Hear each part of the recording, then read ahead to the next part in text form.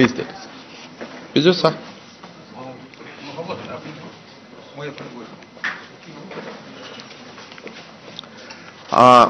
সাংবাদিক বন্ধু বান্ধৱী সকল,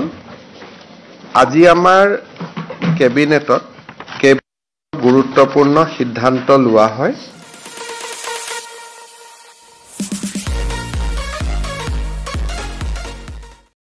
অসম বিধানসভাৰ চলিত অধিৱেশনত Assam coaching institute control and regulation act নামে এখন আইন অনা হ'ব, যাৰ জৰিয়তে অসমত বৰ্তমান চলি থকা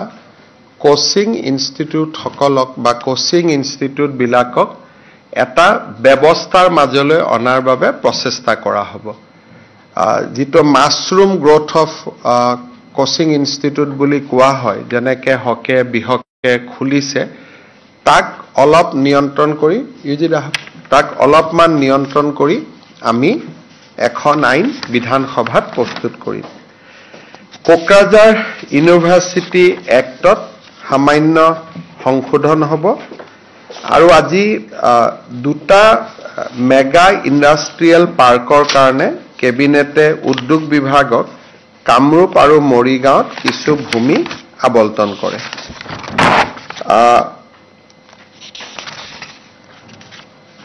আমাৰ যিখন ভেটেনাৰী আৰু ফিচাৰী ইউনিভাৰ্চিটি আইন আমি সদনত যোৱাবাৰ পাছ কৰিছিলোঁ, তাতে কিছু ব্যৱহাৰিক অসুবিধা থাকি গৈছিলে স্থাবৰ আৰু অস্থাবৰ সম্পত্তি এগ্ৰিকালচাৰ ইউনিভাৰ্চিটি আৰু নতুন ইউনিভাৰ্চিটিখনৰ মাজত বিতৰণৰ সম্পৰ্কত। সেইকাৰণে এই সকলো যাতে কোনো বিবাদ নহয়, তাক সামৰণি মাৰি আমি এই আইনখনৰ এটা এমেণ্ডমেণ্ট আনিছোঁ, যাতে আমাৰ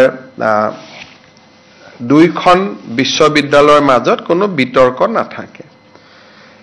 মই বহুদিন আগৰ পৰা আপোনালোকক এটা কথা কৈ আছিলোঁ যে দ্বিতীয় অফিচসমূহৰ পৰা আমি গাড়ীৰ লাইচেন্সৰ পাৱাৰটো আঁতৰাই লৈ গৈ আমি এটা নতুন ব্যৱস্থা কৰিব খুজিছোঁ, য'ত নেকি এটা এক্ৰেডিটেড ড্ৰাইভাৰ ট্ৰেইনিং চেণ্টাৰ আৰু অট'মেটেড ড্ৰাইভিং টেষ্টিং ট্ৰেক, অৰ্থাৎ এটা ডাঙৰ টেষ্টিং ট্ৰেক থাকিব, তাতে মেচিন বা বিভিন্ন ব্যৱস্থা থাকিব, লাইচেন্স যাক লাগিব তেওঁলোক তাতে পৰীক্ষা দিব আৰু তেওঁলোকক এই ইনষ্টিটিউটখনে লাইচেন্স দি দিব, তাত আৰু দ্বিতীয় চহীৰ কোনো প্ৰয়োজন নহ'ব। আজি কেবিনেটে এই ব্যৱস্থাটোত মঞ্জুৰি দিছে আৰু প্ৰত্যেক সমষ্টিতে 126টা সমষ্টিত 126খন ড্ৰাইভিং ইনষ্টিটিউট খোলাৰ বাবেও কেবিনেটে অনুমোদন দিছে। আমাৰ অসমৰ যিকোনো যুৱকে চৰকাৰৰ পৰা আবেদন কৰি এই ড্ৰাইভিং ট্ৰেইনিং ইনষ্টিটিউটৰ বাবে মঞ্জুৰি ল'ব পাৰিব। আমাৰ ৰাজ্যত 126খন ড্ৰাইভিং ট্ৰেইনিং ইনষ্টিটিউট হ'ব আৰু অট'মেটেড ড্ৰাইভিং ট্ৰেক থাকিব প্ৰত্যেক জিলাত এখনকৈ, যাতে ল'ৰা ছোৱালী আৰু সৰু সুৰা কামৰ বাবে তেওঁলোকে দ্বিতীয় অফিচত গৈ কষ্টৰ সন্মুখীন হ'ব নালাগে। ঠিক সেইধৰণে শ্ৰীমন্ত শংকৰদেৱ বিশ্ববিদ্যালয় আইনখনতো আজি আমি এটা বিশেষ সংশোধন আনো। এতিয়াৰ পৰা অসমত nursing college, dental college, pharmacy institute এইবিলাক খুলিবৰ বাবে প্ৰথমতে নেশ্যনেল ছিকিউৰিটি এংগুলৰ পৰা ক্লিয়াৰেন্স ল'ব লাগিব, অৰ্থাৎ ৰাষ্ট্ৰীয় নিৰাপত্তাৰ দৃষ্টিৰে এই ইনষ্টিটিউটবিলাক ৰাষ্ট্ৰৰ ভাবুকিৰ নহয় বুলি গৃহ বিভাগে প্ৰমাণপত্ৰ দিয়াৰ পিছতহে আমি অসমত এতিয়াৰ পৰা নাৰ্ছিং স্কুল বা dental school, pharmacy school, laboratory technician institute এইবিলাক আমি খুলিব পাৰিম। আৰু ইয়াৰ লগে লগে এই ইনষ্টিটিউটবিলাকে ৰাষ্ট্ৰৰ ধৰ্ম নিৰপেক্ষ নীতি মানিব লাগিব,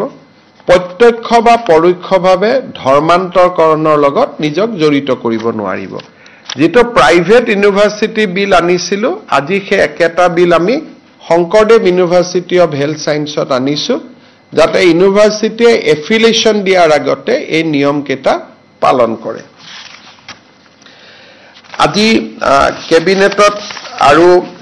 এটা আমি সিদ্ধান্ত লৈছোঁ যিটো আমাৰ ভৱিষ্যতৰ কাৰণে খুব ইম্পৰ্টেণ্ট সেইটো হ'ল যে অসমৰ মেডিকেল কলেজ এন্ট্ৰেন্স এক্সামিনেশ্যনক লৈ আমাৰ কিছু ৰাইজৰ মাজত চিন্তা চৰ্চা এটা চলি আছিলে ইমান দিনে বহুকেইজন মেডিকেল কলেজৰ প্ৰফেচাৰে আমাক কৈছে যে যিবিলাক ষ্টুডেণ্ট এডমিশ্যন হৈছে বহুত নম্বৰ পাইছে কিন্তু তেওঁলোকৰ ব্যৱহাৰিক বা শৈক্ষিক জ্ঞান একেবাৰে সীমিত ইমান ডাঙৰ কম্পিটিশ্যনত তেওঁলোকে সিট পায় কিন্তু যিমান মেৰিটৰিয়াছ বুলি ভবা যায় কলেজত তেওঁলোকক সিমান মেৰিটৰিয়াছ বুলি দেখা নাযায় এই বিষয়টো আমি স্পেচিয়েল ব্ৰাঞ্চক আজি 1.5 বছৰ মানৰ পৰা ইনকুৱাৰী কৰাৰ কাৰণে আমি নিৰ্দেশ দিছিলোঁ তেখেতসকলে আমাক জনালে যে মেডিকেল কলেজৰ এন্ট্ৰেন্স এক্সামিনেশ্যনৰ এক্সামিনেশ্যন চেণ্টাৰবিলাক মেইনলি প্ৰাইভেট ইনষ্টিটিউট বিলাকত আছে যেনেকৈ কটন কলেজিয়েটত নাই একাডেমিত নাই কিন্তু হোজাই 3খন প্ৰাইভেট স্কুলত চেণ্টাৰ আছে হাইলাকান্দিতো এখন প্ৰাইভেট স্কুলত চেণ্টাৰ আছে দিল্লীয়ে চলাই কাৰণে আমি এই কথাবিলাক ইমান দিন যোৱা নাছিলোঁ এতিয়া আমি 3টা সিদ্ধান্ত লৈছোঁ কেন্দ্ৰীয় চৰকাৰক অনুৰোধ কৰিবৰ কাৰণে যে এইবাৰ মেডিকেল টেষ্টৰ এন্ট্ৰেন্স অকল চৰকাৰী বিদ্যালয়ত হ'ব নাম্বাৰ 2 এই এন্ট্ৰেন্সক যেনেকৈ এডিআৰই পৰীক্ষাত ডিচি আৰু এছপিয়ে নিৰীক্ষণ কৰে তেনেকৈ এডিআৰই পৰীক্ষাৰ দৰে ডিচি আৰু এছপিৰ প্ৰত্যক্ষ নিয়ন্ত্ৰণত হ'ব আৰু বায়োমেট্ৰিক টেষ্ট যাতে ষ্টুডেণ্টে কৰিহে এক্সাম হলত সোমাব পাৰে গতিকে মই ভাবোঁ যে এইখিনি ব্যৱস্থা ল'লে আমি মেডিকেল এডমিশ্যনৰ প্ৰক্ৰিয়াটো আমি স্বচ্ছ কৰিব পাৰিম কিন্তু এই গোটেই কামবিলাক কেন্দ্ৰীয় চৰকাৰে কৰে গতিকে আমি আজি মুখ্য সচিবক অথৰাইজ কৰিছোঁ যাতে আপোনালোকে ডাইৰেক্টৰ নেশ্যনেল টেষ্টিং অথৰিটিৰ লগত যোগাযোগ কৰে আপুনি আৰু কেবিনেটৰ সিদ্ধান্তখিনি তেওঁলোকক জনায় আৰু মই নিজেও কেন্দ্ৰীয় মানৱ সম্পদ মন্ত্ৰী ধৰ্মেন্দ্ৰ প্ৰধানৰ সৈতে বিষয়টো আলোচনা কৰিম আজি আপোনালোকে জানে যে যোৱা আমাৰ চৰকাৰৰ প্ৰচেষ্টাত প্ৰধানমন্ত্ৰী ডাঙৰীয়াৰ আশীৰ্বাদত চৰাইদেউক আমি বিশ্ব ঐতিহ্য ক্ষেত্ৰলৈ লৈ যাব পাৰিলোঁ আজি কেবিনেটে মাজুলী আৰু শিৱসাগৰক আমি খুব অগ্ৰাধিকাৰ ভিত্তিত বিশ্ব ঐতিহ্য ক্ষেত্ৰলৈ লৈ যাবৰ বাবে যাৱতীয় ব্যৱস্থা গ্ৰহণ কৰাৰ বাবে আমি সিদ্ধান্ত লৈছোঁ এতিয়াৰ পৰা অসমৰ নমিনেশ্যন হিচাপে আমি 2টা কেটেগৰীত 2টা নমিনেশ্যন দিম এটা কেটেগৰীত মাজুলী যাব এটা কেটেগৰীত শিৱসাগৰ যাব মই ভাবোঁ যে আমি চৰকাৰে খুব ভালকৈ প্ৰচেষ্টা কৰিলে এই 2টা অঞ্চলকে আমি বিশ্ব ঐতিহ্য ক্ষেত্ৰত সমাহিত কৰিব পাৰিম মই ইয়াৰ ক্ষেত্ৰত যিমান টেকনিক্যাল টিম লাগিব বা যাৱতীয় খৰচ লাগিব যাৱতীয় অধ্যয়ন লাগিব এই গোটেইখিনি দায়িত্ব ৰাজ্য চৰকাৰে ল'ব যাতে মাজুলী আৰু শিৱসাগৰক 2টা বেলেগ বেলেগ কেটেগৰীত আমি বিশ্ব ঐতিহ্য ক্ষেত্ৰলৈকে লৈ যাব পাৰোঁ এই কেবিনেটে আজি এই সিদ্ধান্তখিনি গ্ৰহণ কৰে আজি আমাৰ কেবিনেটে এই বছৰৰ অসম বৈভৱ অসম গৌৰৱ অসম সৌৰভ আৰু অসম গৌৰৱ বঁটা প্ৰাপ্তসকলৰো নাম চূড়ান্ত কৰে অহা 30 মাৰ্চত অসম বৈভৱ অসম সৌৰভ আৰু অসম গৌৰৱ বঁটা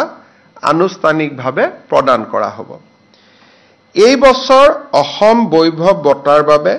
অৱসৰপ্ৰাপ্ত লেফটেনেণ্ট জেনেৰেল ৰাণা প্ৰতাপ কলিতাক ৰাজ্য চৰকাৰে মনোনীত কৰিছে অসমৰ ব্যক্তিয়ে সেনা বাহিনীত ইমান গুৰুত্বপূৰ্ণ পদ দক্ষতা সহকাৰে নিৰ্বাহন কৰাৰ উদাহৰণ আমাৰ ৰাজ্যত আগত নাছিলে হে লেফটেনেণ্ট জেনেৰেল ৰাণা প্ৰতাপ কলিতালৈ আমি এইবাৰ অসমৰ সৰ্বোচ্চ অসামৰিক সন্মান অসম বৈভৱ বঁটা আগবঢ়াবলৈ সিদ্ধান্ত গ্ৰহণ কৰিছোঁ অসম সৌৰভ বঁটাৰ বাবে আমি যিখিনি ব্যক্তিৰ নাম নিৰ্বাচন কৰিছোঁ তেওঁলোকৰ নাম মই ক'ব খুজিছোঁ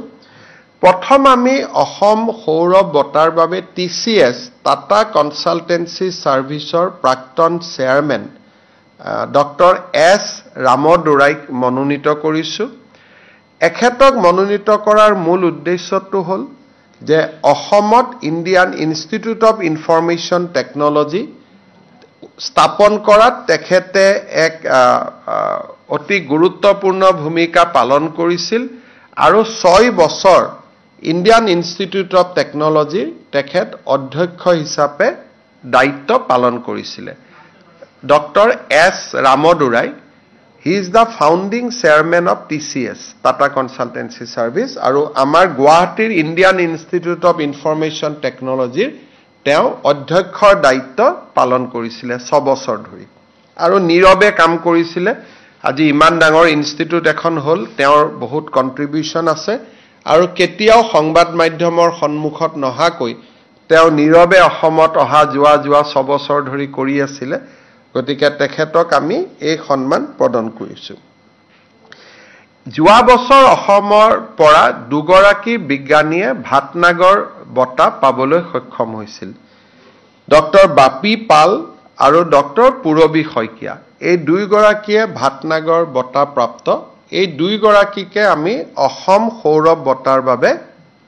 আমি মনোনীত কৰিছো। আমাৰ অসমৰ প্ৰখ্যাত সংগীত শিল্পী দীপেন বৰুৱা ডাঙৰীয়াক কেবিনেটে অসম সৌৰভ বঁটাৰ বাবে মনোনীত কৰিছে। ইয়াৰ লগতে অসমৰ ভ্ৰাম্যমান নাট্য মঞ্চৰ এগৰাকী উজ্জ্বল নাম শ্ৰী হেমন্ত দত্তকো এইবাৰ ৰাজ্য চৰকাৰে অসম সৌৰভ বঁটাৰ বাবে মনোনীত কৰিছে। ইয়াৰ উপৰিও আমাৰ ভাৰতৰ মহিলা ক্ৰিকেট দলত স্থান লাভ কৰা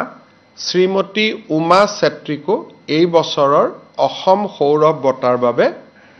মনোনীত কৰা হৈছে। অসম গৌৰৱ বঁটা, ইয়াতে প্ৰথম গৰাকী অসম গৌৰৱ বঁটাৰ বাবে আমি মনোনীত কৰিছো শ্ৰীমতী ফুলেশ্বৰী দত্ত। তেখেত লখিমপুৰত শগুনৰ সংৰক্ষণৰ কাৰণে তেখেতে যথেষ্ট কাম কৰি আছে, আন্তঃৰাষ্ট্ৰীয় স্বীকৃতি পাবলৈও তেখেতে সক্ষম হৈছে। ইয়াৰ পিছত এগৰাকী অসমৰ জীয়ৰী মীনাক্ষী দাস, ভাৰতৰ বিশ্বৰ 64খন ৰাষ্ট্ৰলৈ তেওঁ মটৰ বাইকিং কৰিছে, এটা ডাঙৰ মেছেজ দিছে। মীনাক্ষী দাসকো আমি অসম গৌৰৱ বঁটাৰ বাবে মনোনীত কৰিছো। আপোনালোকে জানে যে এইবাৰ IPLৰ ফুটবলত অসমৰ যুৱক পাৰ্থ সুন্দৰ গগৈ, তেওঁ ফৰৱাৰ্ডত খেলে,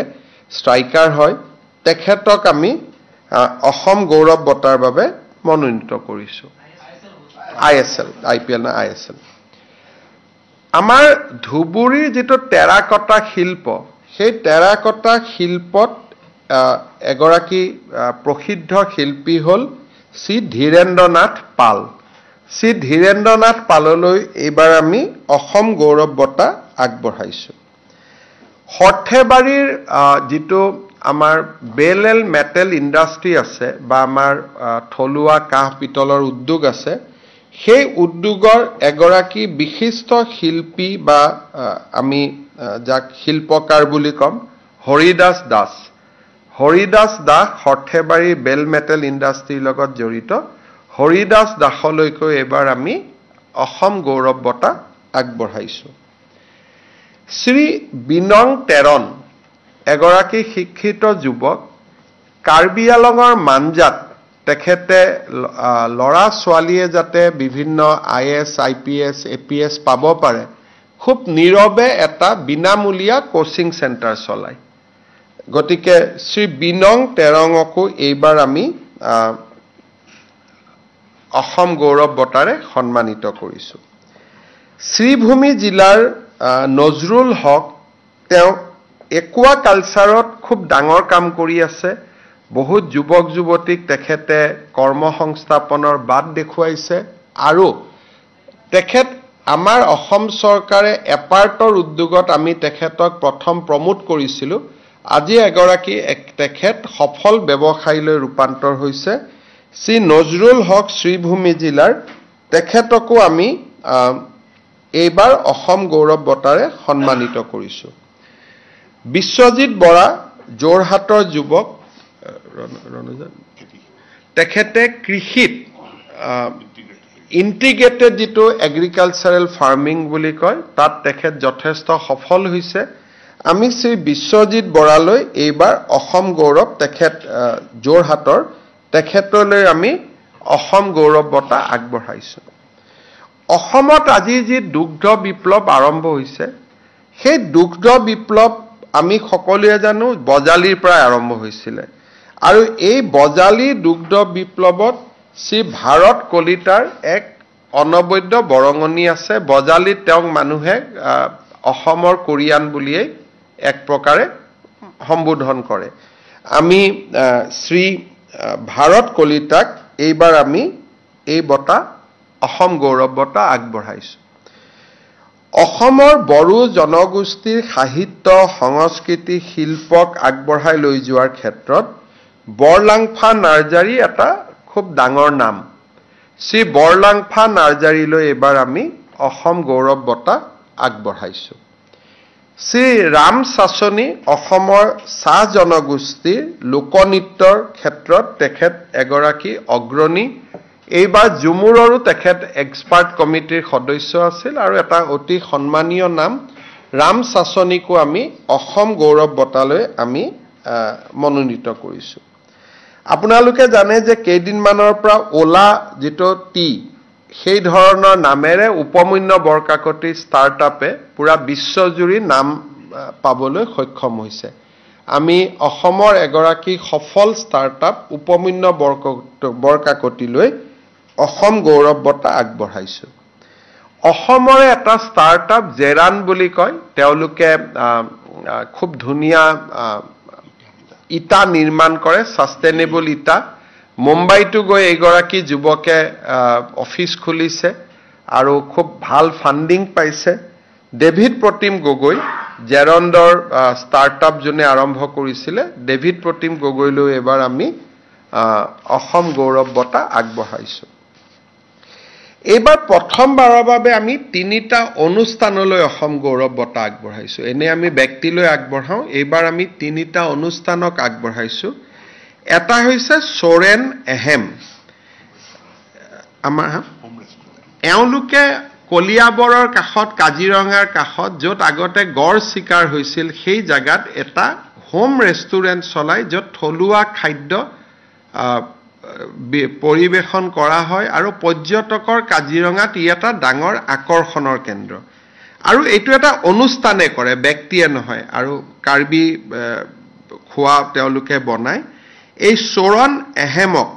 নাটুডাঙ্গা ইকো ডেভেলপমেন্ট কমিটি এণ্ড ইগনাম এছএইচজি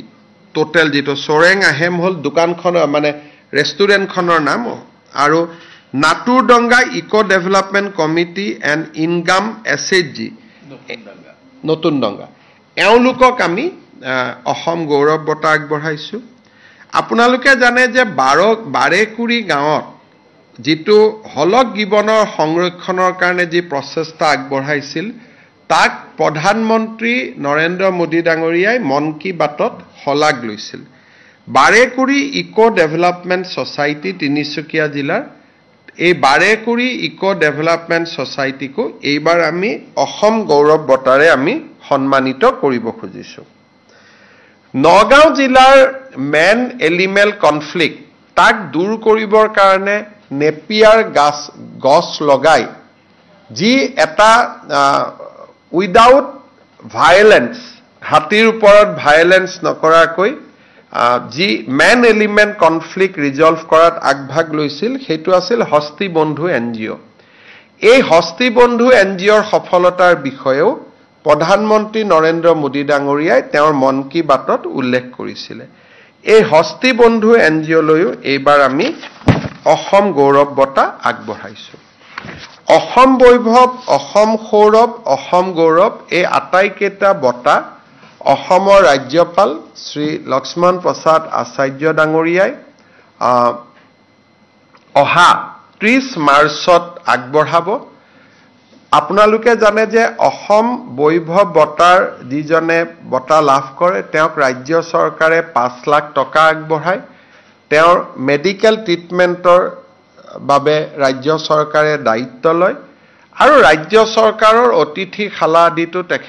আমি তেখেতসকলক চৰকাৰী নিৰীক্ষত ৰখাৰ ব্যৱস্থা কৰোঁ আৰু অসম ৰাজ্যিক পৰিবহণ নিগমে বিনামূলীয়া বাছৰো ব্যৱস্থা কৰে। অসম সৌৰভ বঁটা একেধৰণৰ সুবিধাই থাকে, খালি বঁটা 4 লাখ টকাৰ আৰু অসম গৌৰৱ বঁটা 3 লাখ টকা দিয়া হয়, বাকী সুবিধাবিলাক একেধৰণে আগবঢ়োৱা হয়। আমি ভাবোঁ যে আজি ৰাজ্য চৰকাৰৰ কেবিনেটে যিখিনি বৰেণ্য ব্যক্তিক অসম বৈভৱ, অসম সৌৰভ আৰু অসম গৌৰৱ বঁটা দিবলৈ সিদ্ধান্ত লৈছে। মই ভাবোঁ তেখেতসকলৰ অসমৰ সামূহিক অসম ৰাজ্য আৰু আমাৰ জনগণলৈ যি অনবদ্য বৰঙণি আছে তাৰ এক ক্ষুদ্ৰ স্বীকৃতি। মন্ত্ৰী ৰণোজ পেগু ডাঙৰীয়া, মন্ত্ৰী কেশৱ মহন্ত ডাঙৰীয়া আৰু মন্ত্ৰী ৰঞ্জিত দাস ডাঙৰীয়া আৰু আমাৰ অজন্তা নেওগ ডাঙৰীয়ানী, এই 4 গৰাকী আমাৰ কেবিনেট সাব কমিটি আছিল। তেখেতসকলে বিভিন্ন স্থানৰ পৰা অহা পৰামৰ্শবিলাকক সমাহিত কৰি স্ক্ৰিনিং কমিটিয়ে দিয়া পৰামৰ্শ গোটেইবিলাক চোৱাৰ পিছত এই কেবিনেট সাব কমিটিখনে এই বঁটাপ্ৰাপ্ত নামখিনি থিৰাং কৰিছিল আৰু আজি তাক কেবিনেটে অনুমোদন দিয়ে। আপোনালোকে যদি কিবা সুধিব খোজে সুধিব পাৰে। মোৰ মতে গোটেইখিনি ধুনীয়াকৈ কৈ দিছোঁ, সুধিবলগীয়া বিশেষ একো নাই। সকলোকে ধন্যবাদ।